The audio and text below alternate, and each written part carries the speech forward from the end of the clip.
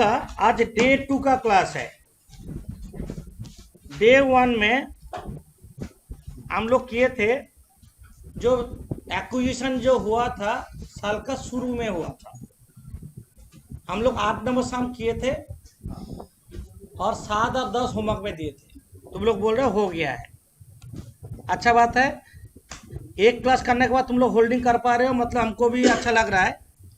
Generally होता नहीं है, बट नोट तुम प्रॉपरली फॉलो करोगे सारा सम हो जाएगा। मेरा नोट जो है सम नंबर 12 करते हैं। सम कैसे पहचानेंगे? जो ये होल्डिंग कंपनी का सम से ना, इन्वेस्टमेंट देखेंगे। स्टार लिमिटेड 12 नंबर सम, एक्वायर्ड 6000 शेयर्स 14 करके 6000 इंटू 14 कितना होता है? 84,000। देखो इन्वेस्टमेंट में है, हम बोर्ड में मार्क कर रहे, देखो इन्वेस्टमेंट में है, मतलब यहाँ पे 6000 शेयर होल्ड किया है ना। टोटल शेयर इसका कितना है? सब्सिडरी का प्लेनेट का कितना शेयर है? 8000 शेयर है। 8000 में वो 6000 शेयर होल्ड किया है। स्टेप 1 में हम लोग करते हैं क्या? परसेंटेज ऑफ होल्डिंग लिखो, 12 नंबर होल्डिंग परसेंटेज। स्टेप हम नहीं बोलने से भी तुम लोग का कॉपी में एक का बाद एक स्टेप लिखा हुआ है, जैसे लाइन ड्रॉ किया हुआ है, जो जो चीज लिखा हुआ है तुम लोग लिखते रहोगे, बैठने का जरूरत नहीं है। 12 नंबर सम्स करेंगे। होल्डिंग परसेंटेज स्टेप 1 में करते हैं। Number of share purchased divided by total number of share of subsidiary company into 100, 75% हो रहा है। तो minority interest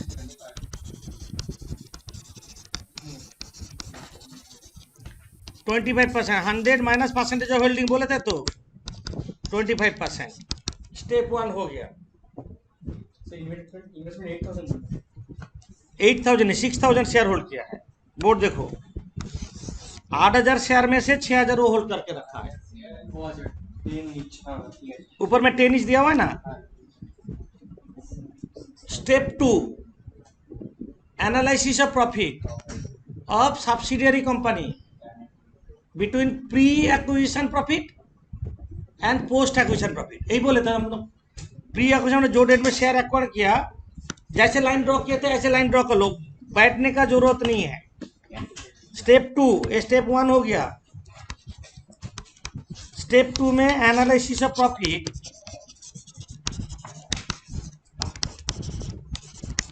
of planet limited ना, क्या नाम क्या है? Planet limited. Analysis of profit of planet limited. 3 कलम करते हैं हम लोग। एक कलम होता है कैपिटल प्रॉफिट,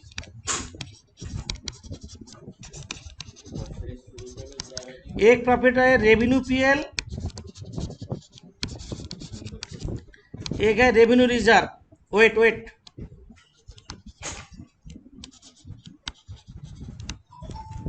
रेवेन्यू रिजर्व साल का शुरू में एक्वायर करते हैं तो कोई प्रॉब्लम नहीं है। Middle of the year acquisition होगा तो क्या होगा, हम अभी ये सामने दिखा देंगे।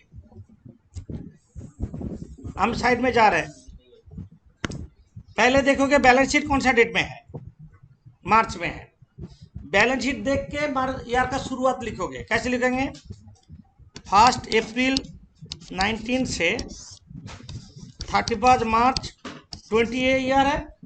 तुमको बैलेंस शीट कौन सा डेट में दिया? देखो 31 मार्च 20। तो साल का शुरू कब होगा? 1 अप्रैल 19, 1.19। और एक्विजिशन कौन सा डेट में हुआ है? 1 जुलाई 19। मतलब हम यहाँ पे लिखे 1 जुलाई 19 6000 शेयर्स एक्वायर किया। यही तो बात है। मतलब करेंट ईयर में हम लोग का रूल क्या है? जो डेट में एक्वायर किया वो डेट उसका पहले जो प्रॉफिट होगा उसका प्री एक्विजिशन बोलेंगे, मतलब कैपिटल प्रॉफिट। वो डेट का बाद में जो होगा उसको क्या बोलेंगे? पोस्ट एक्विजिशन प्रॉफिट और रेवेन्यू प्रॉफिट, यही बोलेंगे तो। बट करंट ईयर में देखो, करंट ईयर में अप्रैल मई जून ये 3 महीने फ्री है, और जुलाई ऑनवर्ड्स मतलब 3 महीने फ्री है। करंट ईयर का 9 महीने पोस्ट है, करंट ईयर का बोल रहे हैं। 3 महीने फ्री है और 9 महीने पोस्ट है कि नहीं? ऐसे डेट जैसे लिखे ऐसे लिखोगे, हम जैसे वर्किंग कर रहे हैं ऐसे करोगे, क्योंकि करंट ईयर का प्रॉफिट को हमको करना है। आप बोल रहे हैं रिजर्व सरप्लस बोलते हैं, देखते हैं। देखो on 1 April 19 credit balance of PL account and general reserve, PL कितना था? पीएल था, पहले पीएल लेके करते हैं 20,000, बट बैलेंस शीट में पीएल कितना है सब्सिडियरी का? 40,000 लिख लो। कैसे लिखेंगे? नहीं, हम पहले बोर्ड देख के लिखोगे, जल्दी नहीं है।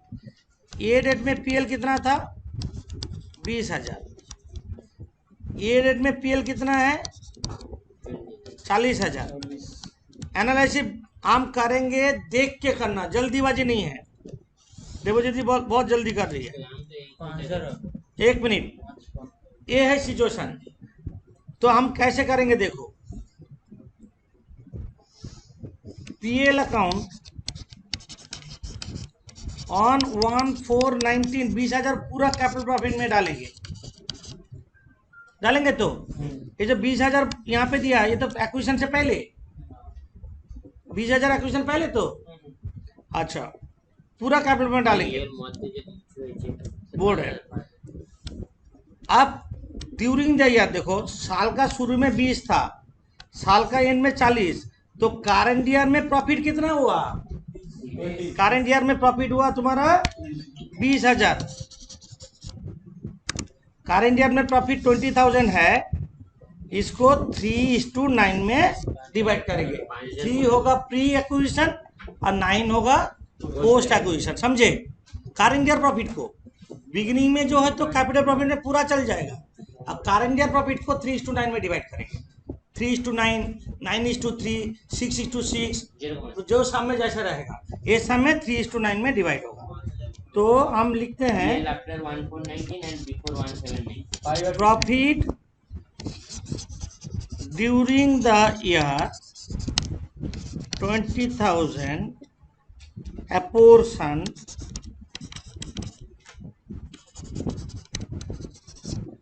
between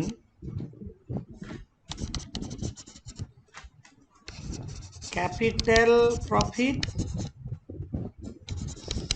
and revenue profit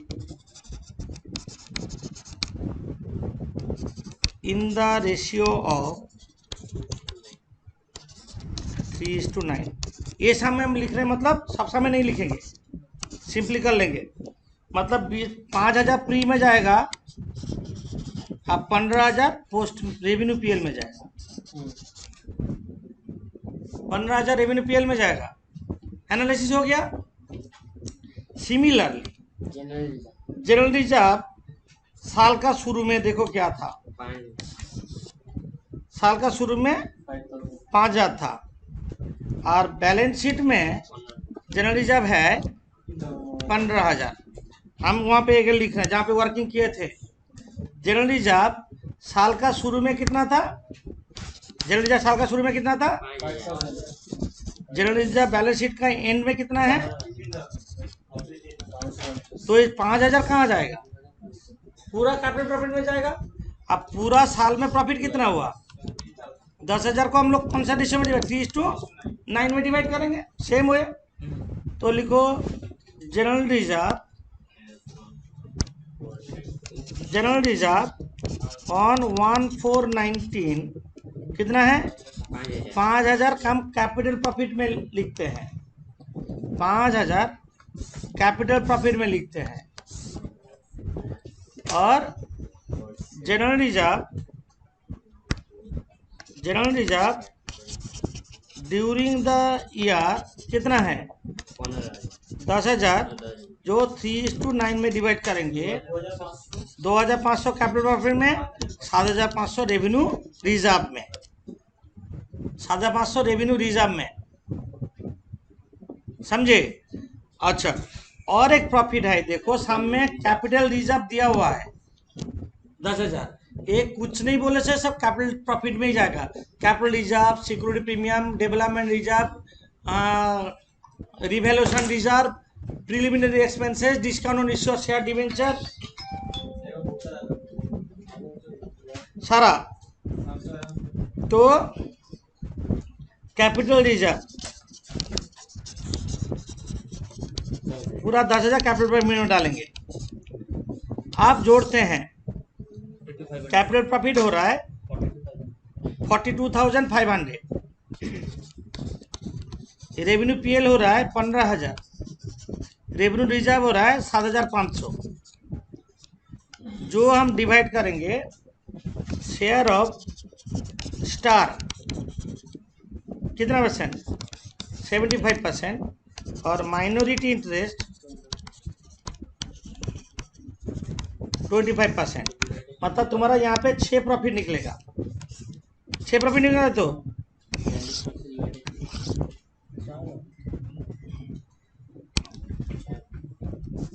ये होगा 3,700, 11,250, हाँ, और 10625, और ये होगा 1875, 5625। तो हम ABCD लिख दे,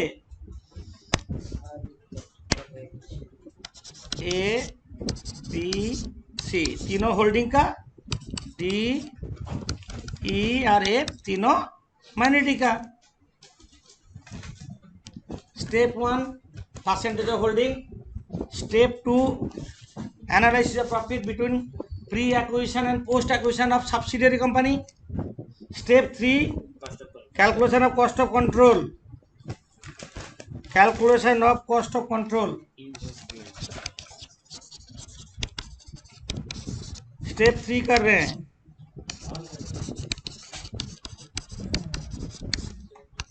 calculation of cost of control, right side में 2 रुपीज कॉलम, और जो चीज नहीं है अभी वो नहीं लिखेंगे, जितना है सब वही लिखेंगे। इन्वेस्टमेंट कितना है, 84,000। हम नोट में लिखे थे प्री एक्विजिशन डिविडेंड, अभी जरूरत नहीं है।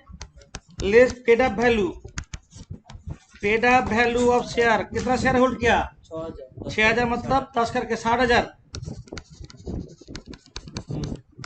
60,000, और शेयर ऑफ कैपिटल प्रॉफिट,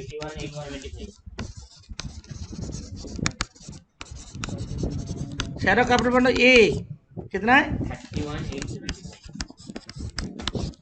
91,875, 7,7875 हो गया capital reserve.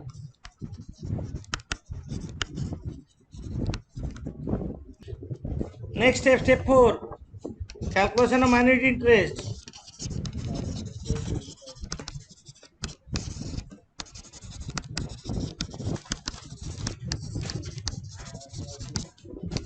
Minority interest, paid up value,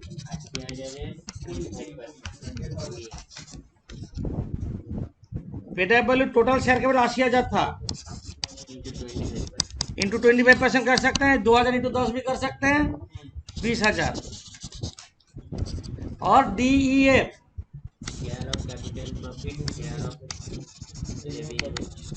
capital profit,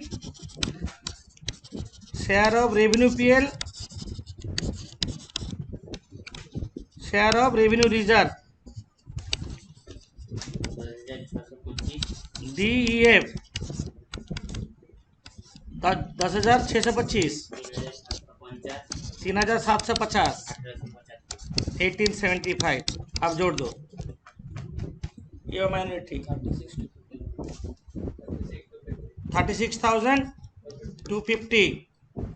calculation of consolidated PL,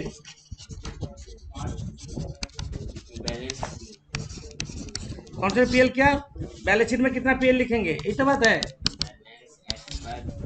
PL account of star limited as per balance sheet कितना है, at share of revenue PL मतलब बी। 11,250 देखते हैं, stock of star limited include goods purchase from client of 12,000 में 20% on sale. Cell बोला तो change करने का जरूरत नहीं, कॉस्ट बोलने से 20/120 होता, सेल बोलने से 20/100 ही होगा, तो 12,000 का 20% होगा, less unrealised value of stock profit on stock 12,000 into 20%,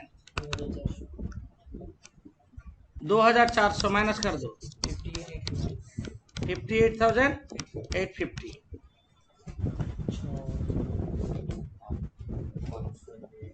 step 6,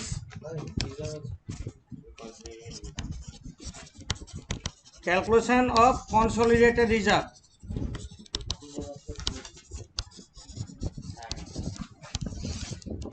calculation of consolidated reserve, general reserve of star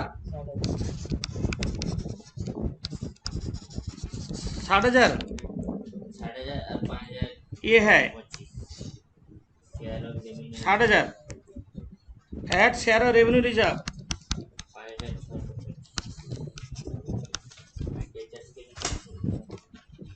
मतलब सी तो कितना है 5,000 5625 राइट 65,625 कौन सा रिजर्व हो गया। जो चीज एनालिसिस में गया वो बैलेंस शीट में नहीं आएगा, बाकी जो चीज है प्लस माइनस हम करेंगे, दोनों जोड़ जोड़ के लिखेंगे। कंसोलिडेटेड रिजर्व के बाद कंसोलिडेटेड बैलेंस शीट सबका हो गया। Consolidated reserve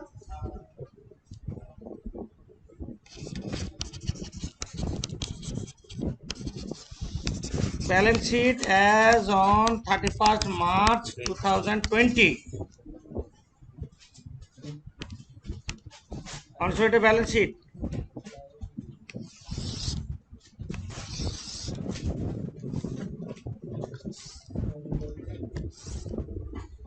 equity and liability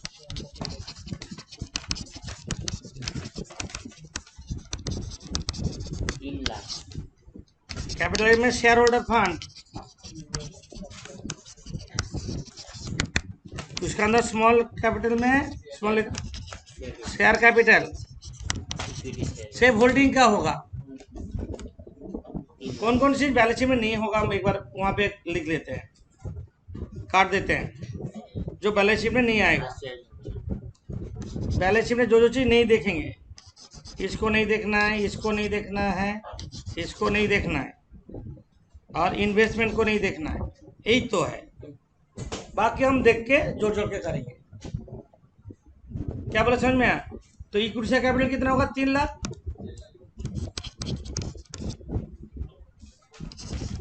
safe holding का आएगा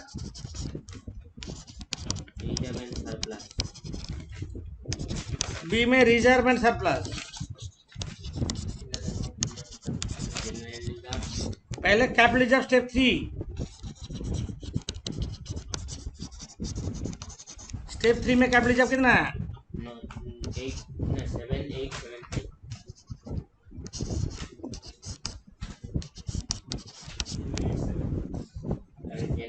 65,626। स्टेप 3 के बाद स्टेप 4 में तो नहीं होगा।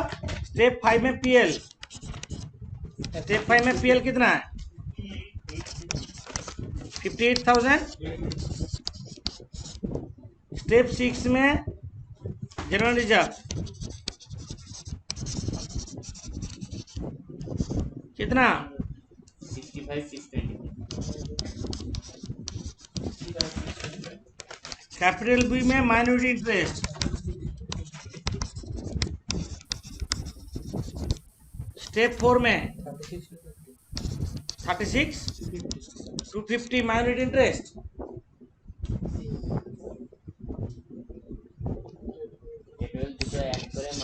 नॉन करंट लायबिलिटी कुछ है नहीं, कुछ नहीं है। बी में करंट लायबिलिटी, करंट लायबिलिटी जब लिखोगे कोई सेटअप है या नहीं है देखना है। 80,000 प्लस 40,000 माइनस 2,000। यहाँ तक हो गया सबका? तो सर हो गया। तो देखो हम कैसे बताते हैं करंट लायबिलिटी में। एक का देखो डेटर और इधर क्रेडिटर है ना। नीचे कुछ बोला,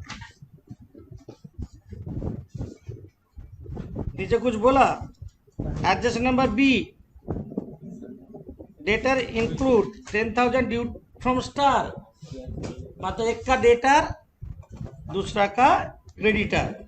हम लोग का क्रेडिटर कितना है, दोनों जोड़ दो, माइनस 10,000 कर दो। तो क्रेडिटर होगा सर एक तो 80 और 40 है। कौन से नंबर देख रहे हो? 5,020 है। क्रेडिटर कितना है?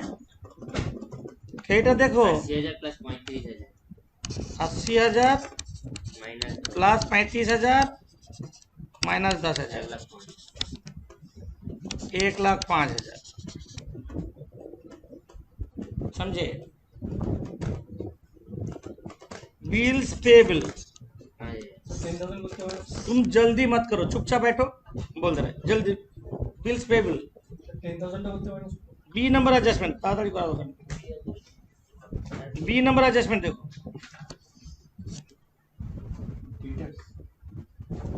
एक का डेटा तो दूसरा का क्रेडिटर हो। सेटअप अब समझ में नहीं आता, हम एक चीज दिखा रहे, देखो नहीं तो ऐसे कर लोगे। ये पुराना बैलेंस शीट है, बी आर। जब भी प्रॉब्लम में फंसोगे पुराना फॉर्मेट का बैलेंस शीट में चल जाओ।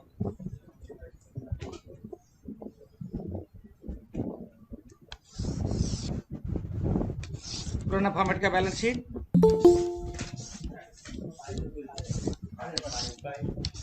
HS।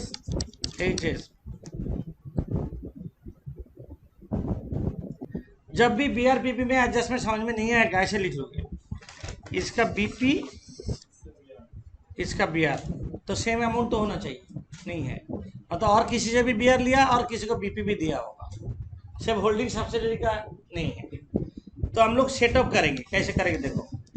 यहाँ पे बोला BP में बोला 3 इंक्लूडेड 3,002 स्टार, BP में 3,002 स्टार,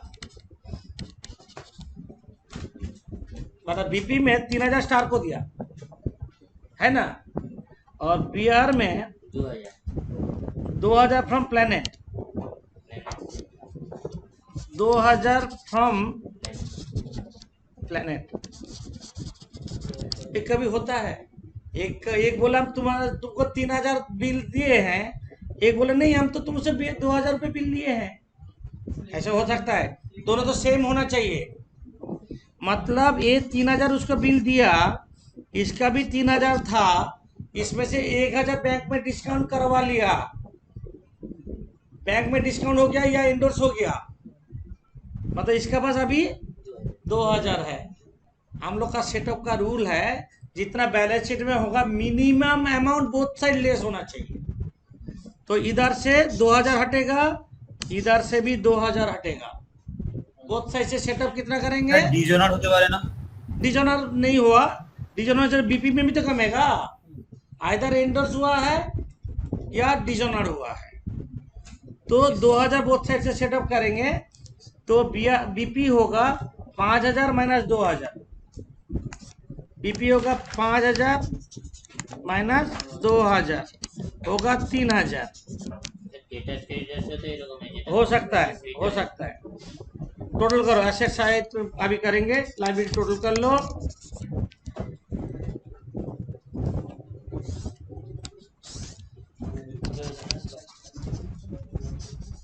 एसेट्स 5,76,600। एसेट्स में पहले लिखेंगे नॉन करंट एसेट्स, उसमें लिखेंगे PPE, property plant and equipment, उसके अंदर लिखेंगे टेंजिबल, टेंजिबल एसेट्स में यहाँ पे क्या क्या है, बिल्डिंग प्लांट एंड मशीनरी सब ब्रेकअप दिखाना होगा। बिल्डिंग 1 लाख, ये यहाँ पे टेंजिबल एसेट्स का ब्रेकअप दिया। Building 1 lakh, plant and machinery 2 lakh 1 plant and machinery दोनों जोड़ दो, 2,15,000 प्लांट एंड मशीनरी, और फर्नीचर कितना है 30,000।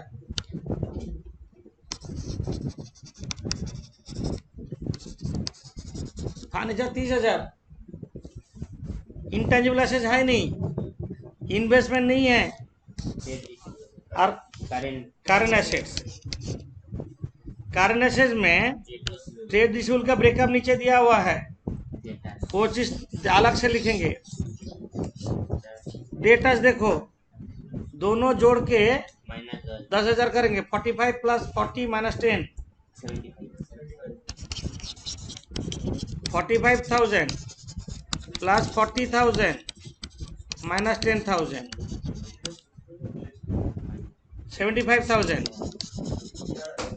बिल्स रिसीवेबल 6,000 माइनस उधर से कितना सेटअप हुआ, 2,000 तो होगा 4,000। और क्या है, बैलेंस शीट देखो ऊपर में, कैश एट बैंक तो इन्वेंटरी 20, स्टॉक भी होगा तो स्टॉक लिखो 75,000 plus 45,000, 75,000 plus 45,000 minus unrealised profit on stock है 2,400, 1,17,600। बैंक दोनों जोड़ो, 20,000 प्लस 15,000, 35,000। आप जोड़ दो टोटल 5,76,600 मैच कर गया। हाँ वेट कर,